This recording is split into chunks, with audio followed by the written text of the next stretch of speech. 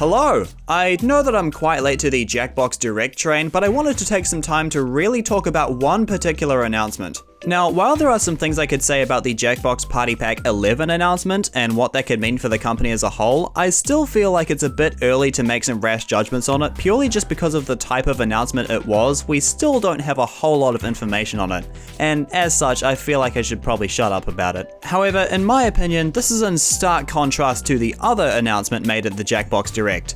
Introducing Trivia Murder Party 3? Oh my goodness! This announcement was a bombshell to me, and I've been thinking about it a lot recently.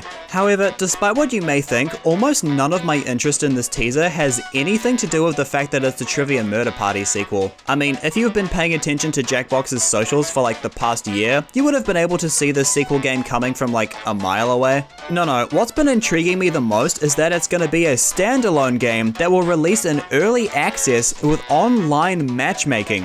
Early access and online matchmaking is like uncharted territory for Jackbox, and I'm really excited to see how it'll play out. After all, you get to play Trivia Murder Party 3 whenever and wherever you want with online strangers, no friends required. That's awesome. But, and this is a pretty big but I've been thinking about it a lot recently, and the idea of adding online matchmaking to Trivia Murder Party 3 in particular just sounds like an idea that's conceptually flawed, because if Trivia Murder Party 3 lives up to its name, it's gonna be a trivia game.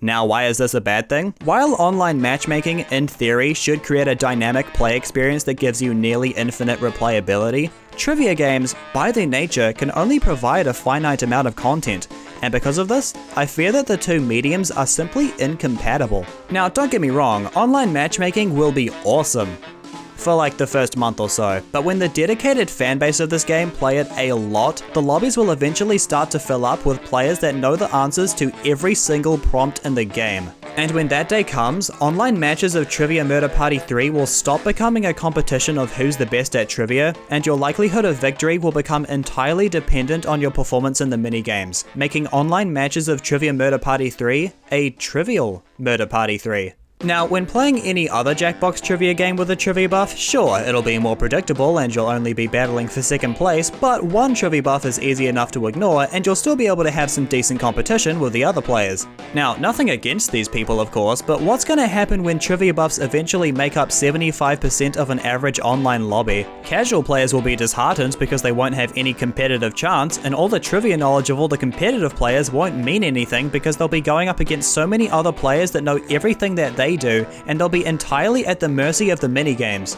And is that really fun for anyone? I don't know, I just don't feel like adding matchmaking to a trivia game is a conceptually sound idea. But I do have one idea I'd like to share that could serve as a pretty good solution if they do it right. I've mentioned a couple times now that with the dedicated players, competition will eventually just whittle down to your performance in the minigames. So why don't we embrace that? How about we add an all new game mode that's literally just the minigames? No trivia, no final round, just an onslaught of minigames and a good old fashioned battle to the death. Dead players could sabotage the living players, and you could make it so that it ends after a set number of minigames or until there's only one man standing. Just think about it, it would provide infinite replayability without all the trivia, and it embraces all of the advantages that online matchmaking could bring. If this was added to TMP3, I would legitimately play it so much online. Moving on, there's still a light at the end of the tunnel when it comes to this matchmaking stuff, and it all comes down to just how Trivia Murder Party 3 plans on being released.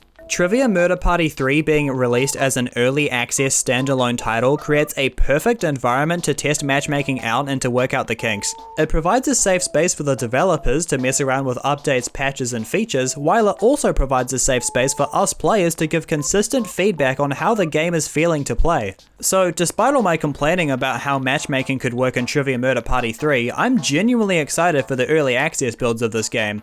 I'm just hoping that the conceptual flaws of adding matchmaking to a trivia game will be addressed in some way or another. Because despite how much fun I think I'll be having with matchmaking in the first couple months, I'm just hoping that it stays fun for longer than those first couple months, you know? But that's just me. What do you think of the Trivia Murder Party 3 teaser? What about the Jackbox Direct as a whole? Let me know in the comments below. But before you go, may I implore you to like the video, subscribe, hit the bell, that kind of thing? That'd be great, thank you. We're really close to 1,000 subscribers, so subscribing now would be much appreciated. But that'll be all from me. Thanks for watching everyone, and I'll see you on the flip side. See ya.